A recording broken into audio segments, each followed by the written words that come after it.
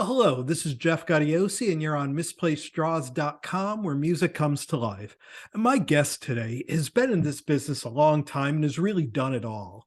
From a successful solo career, which even included a trip to the Tonight Show, to fronting Great White, to even a flirtation with Van Halen. But he's about to release a new solo record called The Last Song, which I highly recommend. Please welcome Mitch Malloy. Welcome, Mitch. I believed you when you said highly recommend. You're very convincing. I try. Yes. There was no acting there. Yeah. It's a pleasure to be here. So, yes. So let's get into The Last Song. To put this record together, first of all, you worked with an amazing team that consisted, well, of you. You literally did everything on this record, from writing, recording, performing. Talk a bit about that process. It takes a village. I'm the village. Yeah. Village people? No. Yeah. So I learned over the years that I was becoming pretty proficient, on, I've been in the studio for 47 years, right? I've had a studio in my house for 47 years. I don't know how that's possible because I'm only 27, but it's magic. So I got, I've had every instrument at some point in my career, and I've played them, and I was learning that I was pretty good with this and I was pretty good with that. And I never considered myself to really be a musician. Mm-hmm. I consider myself to be a singer and a producer always. So then I would, as a young lad, I would have the challenge of hearing something, the production in my head, but I couldn't quite put it into my hands. Mm-hmm. Right. So I would have to, and that's, what producers do. They pick on, various musicians, players, to come in and provide what they can't do, and then as the years go by, I realize that I'm getting, so I can take it from here and here to here, and I'm like, awesome, so yeah, for you young guys out there who are thinking like that, you hear these things in your head, but you can't necessarily get them to tape or get them, recorded. Keep working on it. You can get there. I did it.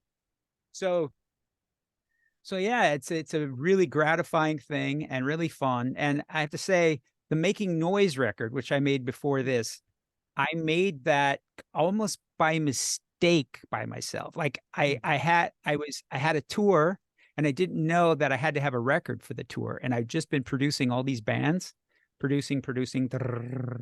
And while I'm producing these bands, I'm playing parts on their records, I'm doing stuff on the record where they're not there, and I'm like, oh, it'd be great if it went like, like, okay, let me do that. And then, and I played for them, and they're like, what do you think? And they're like, that's great. I'm like, all right, let's keep it.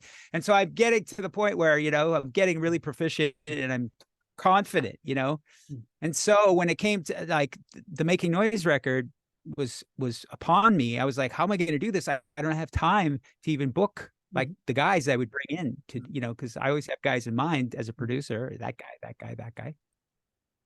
I had to just do it by myself. Mm.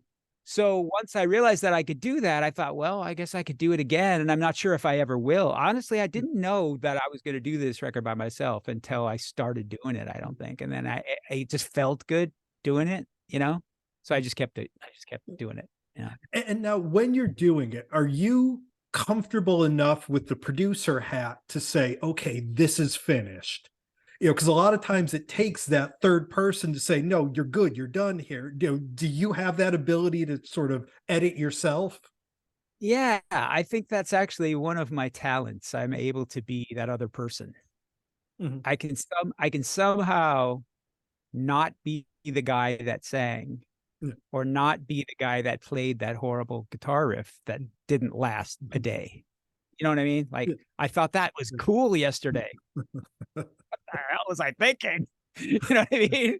I mean, I'm going through that right now, actually. I played a solo on something yesterday that I thought was good. Today I listened to it and I went, no, I guess I'll be making that better. Yeah. So yeah, I'm good at I don't get attached. I think when you don't put a lot of ego into, the music, because the music's way more important than you are, Mm, you know, mm, like that's how I always looked at it. Like the music is for me the king, yeah. I just bow to the music. I just try to make the music better, the music is my boss kind of thing. Like, so yeah, I'm able to separate myself and go, oh, that sucked. Mhm. That needs to be better. That bass part sucks. I need to make that better. Yeah. Now, what really grabs me on this record are the themes behind the songs. I mean, I think it's a very positive record for one thing, but Yeah. I also think there's a generation of us where music just truly speaks to us. It colors and defines our lives and what we've done. And there are Yeah. two tracks in particular on this record where when they came up the first time I was listening, I stopped and I had to listen to them again. And that's Using This Song and the last song. And I think both of those tracks just show the power of music and how what you do speaks to all of us. Wow. Yeah. Well, that's fantastic. Yeah, using this song, I wrote for my wife, Mhm. and I, I couldn't believe it. Actually, I wrote that song in like, I don't know, 15 minutes or something. Like, it just one of those that just went, Mhm. and it was probably 3 a.m. And playing one of my 36 guitars. I don't know what I was playing. I have too many guitars, just a couple too many. And you can relate, Yeah, Mr. Guitar, exactly. guitar builder. I also build Yeah, guitars. yeah, I also buy the ones I don't build, though. That's yeah, the problem. yeah. Uh, yeah, if I just had the ones I built, it'd be manageable. Yeah. But anyway, yeah, I just started playing that, and I got that melody, and I thought, oh God, I love this melody. And then the words just plop out. Sometimes the perfect words just come out with the melody. And like the last song that happened as well. Like the last song, I literally had 8 songs pretty much finished. Like, okay, I need 2 more songs. Mm. And One of a Kind was number 9. And I was like, oh, this is dirty and nasty. This is awesome. I think this will be the first single. Just like, ah. And so, and then after I was done with that, I need one last song, and I'm writing it. And I'm like, I have no idea what this song's going to be, but I kind of like this vibe. And then maybe I should just call it the last song. How do I do that? That's kind of a negative title. I thought, I know. I'm living my life like it's the last song. Yeah. Perfect. I'm a genius. And then Problem I just did. solved. Yeah. Yeah. Yeah. And So musically, this record, it's everything that a fan of yours and a fan of this genre would want. I mean, you got some great guitars in there, big choruses. Lyrically, as we said, it's a mature record. I think it speaks to who we all are in our lives now. The people that grew up listening to this. When you're writing, what's your approach? Do you go in with a theme? Does the music kind of drive where you take the lyrics? How do you create? it happens all different ways. I would say, though, primarily the songs come from the guitar. The guitar is my oldest and my dearest friend in the world. It never lets me down. It's my pal. It's always by my side. That's why I have so many of them. Um, and It just, you pick it up and you just start almost subconsciously playing, and something plops out that didn't come out yesterday or that you didn't notice before or whatever. And you just kind of chase that a little bit. And for me, song structure is very fast. Um, I always hear what the next section should be when I'm playing the first section. It just happens very naturally. Boom. Oh, and then it'll go here, and then it'll go here, and then the chorus will be like this, and the melody will be like this, and it happens very fast. It's a very natural process for me. And then what happens is I kind of let so the melody usually comes with the chords. Those are the first things that come, and then I find that most melodies have a lyric already built into them. You just have to figure out what it is. So what does this melody sound like? Oh, it almost sounds like I should be singing. So I don't know. I mean, hopefully people, when they hear my music, they notice, hopefully they notice that. Hopefully they notice that the lyrics that I'm singing happen to really fall nicely with the melody. I hope that people notice that. People probably don't think that, but maybe subconsciously they notice it, because actually that's what happens. Like the lyric, like the melody helped me write the lyric. You know what I mean? Yeah. So that's how that works. Yeah. And, we mentioned kind of the overall positive vibe of the record. And the world's coming out of a mess, still kind of is a mess. There's always a lot going on. And I think a lot of the music that we're hearing reflects that. A lot of the stuff that came out during and after the pandemic sort of reflect that darkness. But then every now and then something like this record comes out that shows the other side of it. Was that a conscious decision on your part, is to bring that positivity out? As conscious of a decision as is possible to make in the organic process that I do, because you can't, because the process is the process. You can't really force it. And I think that's sort of contrived, and so I try to stay away from that.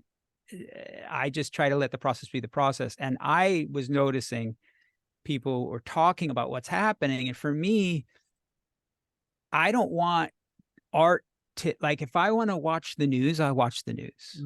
But if I don't want to watch the news, I don't want to watch the news. I don't put the news in what I want to watch other than the news. You know what I mean? Make it about something else. Right. So that is how I think. So I want the music, or my music, to take people to some place that makes them feel good and not remind them of the shit that's going on in the world. So that's my intention, and I'm happy to hear that I've succeeded at that with you, at least. Definitely. And now the initial release of the last song comes out on the Sing platform. Talk a bit about what's included on that platform if people order from there, and why you chose that for the initial rollout. Okay, so I was initially contacted by a label that wanted the record. I didn't end up going with that label, although I was very, very flattered by their offer, and will always be. I decided I wanted to keep it on my own imprint, as I've been doing. I just like having the control over my art, and I'm lucky enough to be able to do that.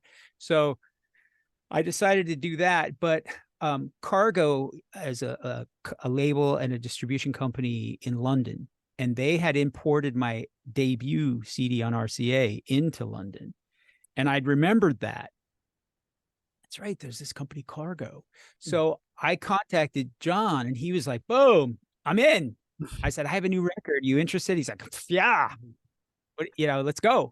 So I started planning things with him. So it's on Cargo Europe and Asia, and that's coming out July 7th. So the official release date is July 7th. So then later in the day, Sing came in and said, do you want to do vinyl? And I'm like, I don't know. Do I? like the answer is yes and no. Like, I've always wanted vinyl because I've never had it. I mean, in my career, I've never had vinyl. We had a 45 of anything at all for radio, but that was it. We never had full vinyl, right? Because I'm such a young man. So I was so intrigued by the whole vinyl thing, and Harry Hess approached me about it, and I love Harry. We go way back, and I totally trust him. And he's like, well, here's what we have, and da-da-da-da. And I was like, wow, that sounds like something I can't refuse. So it set things back to do it, and Cargo was totally cool with that and everything, because this was supposed to be out like a month ago, right? So we pushed it back to July 7th. So that's the official release date. But the Sing package, to make vinyl is very expensive. So they had this idea, well, why don't we make it a package and make it really appealing, put a ton of stuff like, let's do live acoustic versions of some of the songs that only the people that buy the bundle get. Do a live concert and do a golden ticket that people that win the golden ticket, they get a live concert with you, and they're the only ones that get that. Give them the signed CD, signed LP, make it a colored, it's white vinyl, throw in pics, do a poster, signed poster for all those people that get the bundle, do a picture that people get the bundle. I mean, they had all these suggestions and I said yes to all of them because I'm insane. But I mean, I'm like, let's just do everything. Like, make it, if you're going to charge that much money, it's got to be appealing, Yeah. So we just stacked the deck, and the package is vast. I mean, it's so people, that's in pre-sale now, so people can actually buy all that right now if they go to sing.com or if they go to mitchmalloy.com, and that has a link to do it as well. And then the official release date for the CD. Oh, you get a CD. Did I mention that? If you buy the bundle, you get the CD as well, and you get immediate downloads. So you get the record as soon as you put your credit card in there. Boom, you can go get the record and download it. So there are some people who have the record now. Yeah, no, it's a great package. A ton of signed stuff. If you're a fan, if you're a collector, it's worth the money because you actually get something for it, which is really cool. And we mentioned earlier your time in Great White, and I've talked with a lot of people in and around that band, and I think it was a surprise to fans when you first came in because Terry Lee was there. I was surprised too. It was as big a surprise to everyone else when you left the band, and Andrew Friedman came in and he was replaced by Brett Carlisle. I mean, during your time in that band, is it as chaotic as it seemed from the outside? Yeah, that's one word for it. Chaotic. What? Exhausting. Exhausting chaos. Yeah, I mean, I don't want to pile on those guys. The easiest thing in the world is to talk shit, right? It's so easy. You can do it about your kid. I mean, that you love. So I mean, why go there? There's no point. I mean, people have the perception that they have. Some people love that band, and let's let them love that band. And I just don't find any, I'm not going to offer any insights of dirt into what that band is or how they operate or anything like that. It's just, I'm appreciative for the time, the 4 years. The fans were amazing, mostly. And it was all good. And you did some great shows with that band. Your live stuff always sounded great with them. And we also mentioned your brief time in Van Halen, and you've talked a lot about that in the past.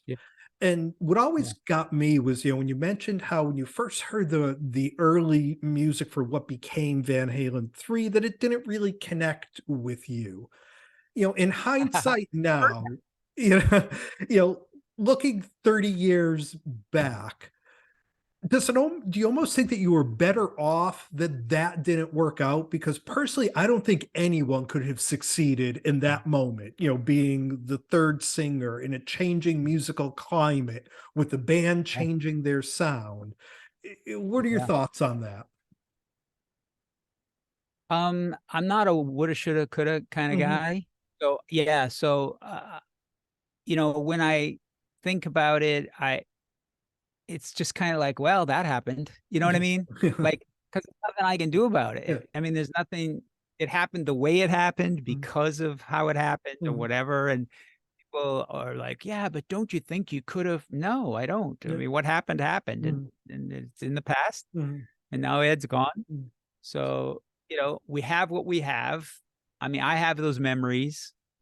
I have my time with Ed that nobody can take away from me. And I take that to my grave, and I got to write with him, and we have proof of that. It's out there, and I mean, it's it's an amazing thing that I never thought would happen to me. I never thought in a million years Eddie Van Halen would call me on the phone and fly me in, and fly me into Van Halen, literally. you know? Yeah. Yeah. So Yeah, and I'm sure over the years that there have been a lot of other bands that have reached out to you. Is there ever one where you're like, yeah, that would have been a good fit? yeah. So there's one that I can talk about because it never really, I mean, there's some that there's a bunch that I was never offered, Yeah. you know, but it was almost offered, or, I mean, like it was, Yeah. but like one thing that I don't think I've ever really talked about, and I think he would be okay with me saying this, but I had met Steve Lukather before I started recording my debut album. He was playing at the Baked Potato one night in LA, and Arthur took me, my producer took me, he goes, "Hey, let's go to the Baked Potato. Steve Lukather's playing." I'm like, "Oh my God, I love Steve Lukather." So we went, and I got to meet him. I just shook his hand. He was standing on stage with his guitar on, and it's very casual, that place. And he knew Arthur because Arthur is a producer in LA. And so I got to meet him, and I think he remembered that. And plus, I think a lot of his, friends or whatever were playing on my record. So maybe he paid attention to it. Maybe he saw me on Leno. I'm not sure, but I was pretty convinced years later that he had no idea who I was.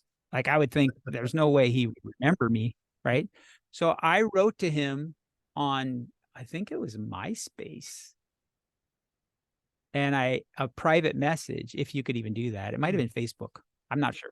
But anyway, I said, I always wished I was the singer of Toto. And Toto had been gone now forever. Like, there was no Toto. Like, it was like, where'd Toto go? Like, it was gone. And I said, I always wish I was the singer in Toto. And he replied in like 20 seconds. I also wished you were the singer in Toto. That was his reply. I was like, it literally jumped out of my chair, and I was like, yes. So, I thought at the very least I'm going to be pals with Steve Lukather, and that's what happened. We're pals. Yeah. And so, that never materialized. It never happened. And but we talked about it, and then he went back to his singer, which made total sense. I thought he made the right decision there. And he said, well, we're going to be concentrating mostly on Europe, and our record with him did really well in Europe. And that's really what Toto did before. If you noticed, like, they were touring in Europe and not here. Yeah. And I was like, why don't they tour? But anyway, so I was never offered to be, just for the record. Steve Lukather never said, congratulations, you're in Toto. That never happened. All right. Only Ed said that. But there have been a couple like that, like, that are just sort of casual, friendly, like banter, but that's one of them where I'd be like, oh my God, I would love to be in that band. There are a few like that. Yeah, I'm a huge Steve Lukather and Toto fan. And, I've gotten the opportunity to talk with Steve a bunch of times on here, and he's one of the few people where I'm still nervous every time I'm waiting for him to pop on. You know what I mean? And he's the nicest guy in the world, but nice guy in the world, but still, he's Steve Lukather. Yeah. No, but now, getting back to your record, do you see yourself putting a band together and hitting the road? It's like this record's just tailor made to be out there in the summer being played, and Yes, we have plans to do some shows.